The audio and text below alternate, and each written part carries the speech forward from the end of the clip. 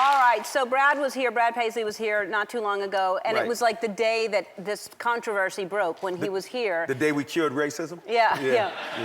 And now you're here and he's on your album as well. But Yeah. this Accidental Racist, this song is getting, it's so controversial. And when you were writing it, did you think this is gonna possibly upset some people? Well, first let me say this. The song isn't perfect, but with the song, what we were talking about is love and not judging people by symbols or skin color or where they're from or their background, but actually just judging people based on who they are as individuals. Right.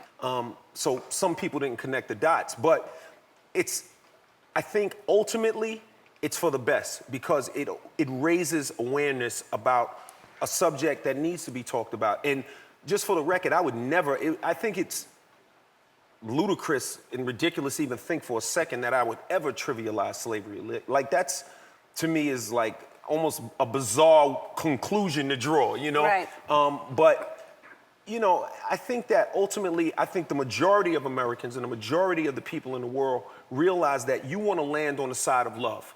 And they realize that it's not about being bitter, it's about getting better in your life. And it's about seeing people as individuals, whether they're gay, straight, whether they're from down south, in an area where quote unquote rednecks live, whether they're from the inner city or the ghetto. Ultimately, we have to connect as human beings. When you look at what happened in Boston, and when you look at what's going on in North Korea, I think Americans are clear that we need to stick together and we need to be unified as a country. So that's what that song was about. It was not about making light of or trivializing what happened in the past. And so my conversation to Brad was in this letter that I was writing to this quote unquote guy who was telling me about the symbol is that, listen, if you don't judge who I am now in the present, and if you can get past who I am when I walk in the door with my tattoos on and with my jeans sagging and with my do-rag and my hoodie on, then I tell you what, I won't walk around with a chip on my shoulder about something that happened many generations ago that you can't do anything about. It doesn't mean that I'm trivializing it, but what it is saying is that, I don't feel like African Americans have to be upset. Like, I don't define myself by slavery. I define myself as a man and a human being who's going after his dreams now. You see what I'm saying? Yeah. And that's what I was saying.